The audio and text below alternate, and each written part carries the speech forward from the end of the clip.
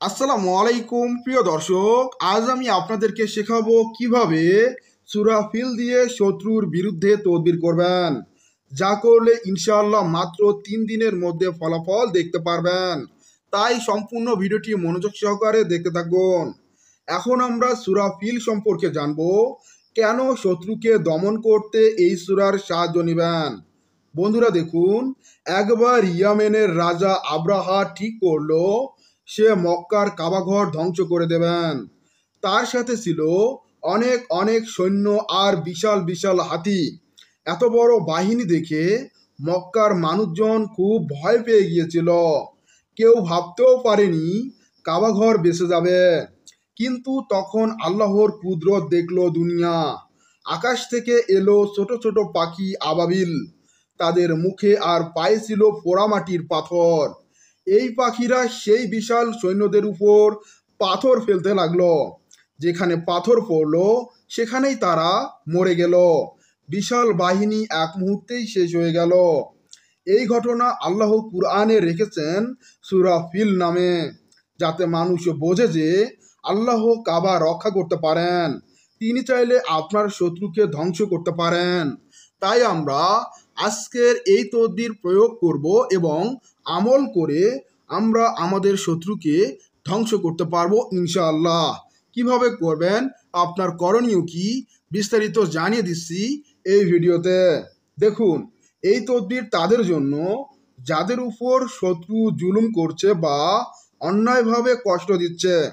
যদি আপনি শত্রুর ষড়যন্ত্রে এবং শত্রুর অত্যাচারে অতিষ্ঠ হয়ে থাকেন, তাহলে আপনি আজকের এই আমলটি করতে পারেন। কিভাবে করবেন আমি আপনাকে সহজভাবে বলে দিচ্ছি। এই কাজটি করার জন্য আপনাকে কিছু সামগ্রী বা জিনিসপত্র সংগ্রহ করতে হবে। যেমন এখানে আপনারা দেখতে পাচ্ছেন সাদা কাগজ, কালো কালি, আতর বা ধূপ এবং শত্রুর নাম ও তার মায়ের নাম। এই 4টি জিনিস আপনাকে সংগ্রহ করতে হবে। যখন এই 4টি জিনিস সংগ্রহ হয়ে যাবে, তারপর এই তদবিরে সূরা ফিল 7 বার পড়তে হবে। এরপর শত্রুর নাম উচ্চারণ করে ফু দিতে হবে। এক নির্দিষ্ট দিনে এবং নিয়মে আপনাকে এই আমলটি করতে হবে। কিভাবে করবেন চলুন আরও বিস্তারিত জেনে নেই। প্রথমত, কাগজে শুধু শত্রুর নাম 3 বার লিখুন। আমি আপনাকে প্র্যাকটিক্যালি বিষয়টি বুঝিয়ে দিচ্ছি। এখানে যদি আপনি লক্ষ্য করেন তাহলে দেখতে পারবেন যে প্রথমত শত্রুর নাম, শত্রুর মায়ের নাম, শত্রুর পিতার নাম এবং শত্রুর ঠিকানা। যখন আপনার এই যে তথ্যগুলি লেখা হয়ে যাবে একটি সাদা কাগজের উপর, তারপর কিন্তু আপনাকে এই যে এই পাশে, এই পাশে এবং এই পাশে এবং এই পাশে আপনাকে একটি আয়াত লিখতে হবে। যে আয়াতটি আমি আপনাকে দেখে দিচ্ছি, আপনারা এখানে ভালোভাবে লক্ষ্য করে দেখুন। আপনারা দেখতে পারবেন যে আয়াতটি মূলত এই যে এখানে আপনারা দেখতে পাচ্ছেন, এই আয়াতটি আপনাকে লিখতে হবে। এই পাশে একবার লিখবেন, এই পাশে লিখবেন, এই পাশে লিখবেন, এই পাশে লিখবেন। অর্থাৎ চারপাশে আপনি আয়াতটা লিখবেন, মাঝখানে শত্রুর নাম লিখবেন।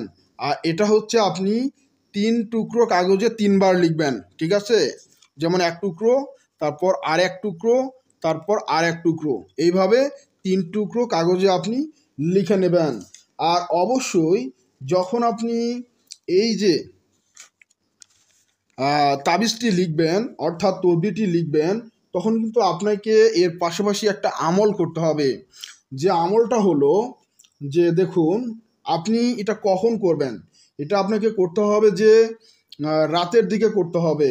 তবে ঘুমানোর আগে উজু করে আপনাকে এই কাজটি করতে হবে।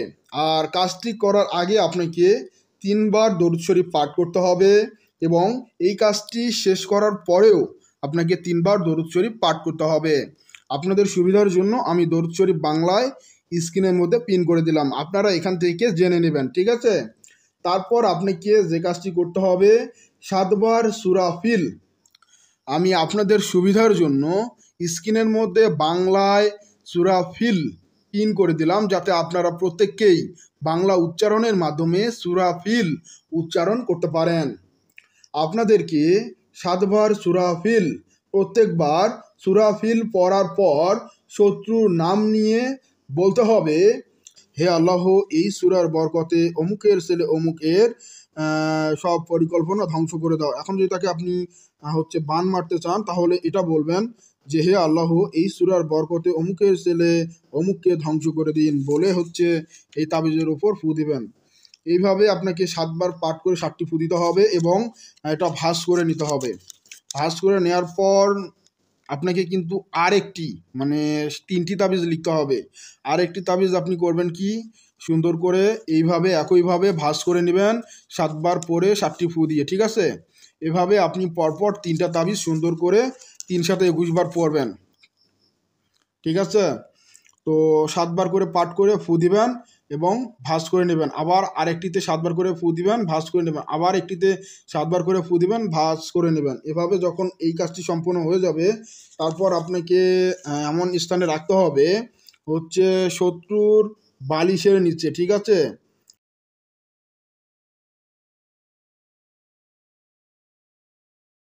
এবং শত্রুর চলাচলের পথে,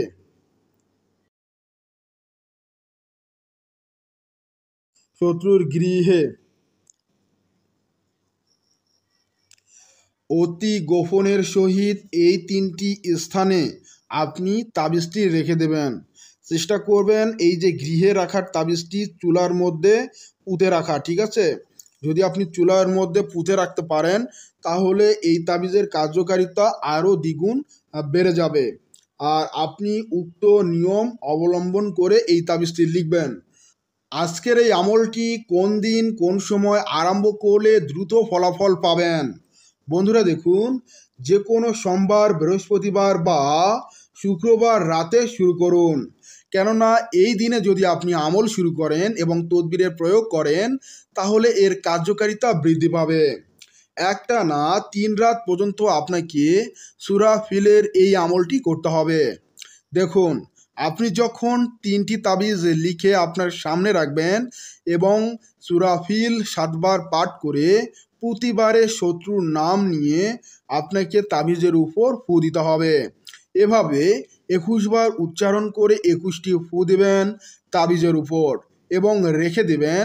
তারপর পরদিন একই সময়ে একই নিয়মে আপনি আবার তাবিজের উপর সূরা ফিল যে নিয়মটা আপনাকে শেখালাম, ওই নিয়ম অবলম্বন করে তাবিজের উপর একটি ফু দিতে হবে।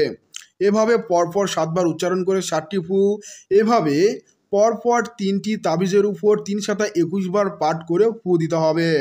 এইভাবে পরপর আপনাকে 3 দিন পর্যন্ত এই আমলটি চালিয়ে যেতে হবে। তারপর আপনাকে এই সমস্ত স্থানে রেখে দিতে হবে। বালিশের নিচে, চলাচলের পথে, অথবা গৃহের যে চুলো অথবা গৃহের যে কোনো স্থানে আপনি রেখে দেবেন। তাহলে আপনার এর প্রভাবটা খুব দ্রুত রেজাল্ট আসবে এবং আপনি খুব দ্রুত সাকসেস হবেন। তবে আপনাদেরকে অবশ্যই বলে রাখবো যে দেখুন, কোনোভাবেই ভুল করবেন না। এই তদবির হাস্যকর বা পরীক্ষা করার জন্য ব্যবহার করবেন না। কাউকে অন্যায়ভাবে শাস্তি দেওয়ার ক্ষেত্রে এই তদবিরের প্রয়োগ করবেন না। অবশ্যই সৎ নিয়তে, যদি আপনি শত্রুর দ্বারা নির্যাতিত হয়ে থাকেন, তাহলে পবিত্র অবস্থায় উজু করে নেবেন এবং তারপরে আপনি এই কাজটি করবেন। আর যখন আপনি এই কাজটি করতে গিয়ে ভাবলেন যে আপনি আর এই কাজটি করবেন না, সেক্ষেত্রে আপনি যখন শত্রুর নাম এবং চারপাশে দোয়াটি লিখবেন, সেই তাবিজটা আপনি পুড়িয়ে মাটিতে পুঁতে দিবেন অথবা নদীতে ভাসিয়ে দিবেন, তাহলে এর গুণ ক্ষমতা নষ্ট হয়ে যাবে। প্রিয় দর্শক, পবিত্র সূরা ফিল এটা শুধু একটি ইতিহাস নয়, এটা হলো আল্লাহর কুদরতে জীবন্ত প্রমাণ।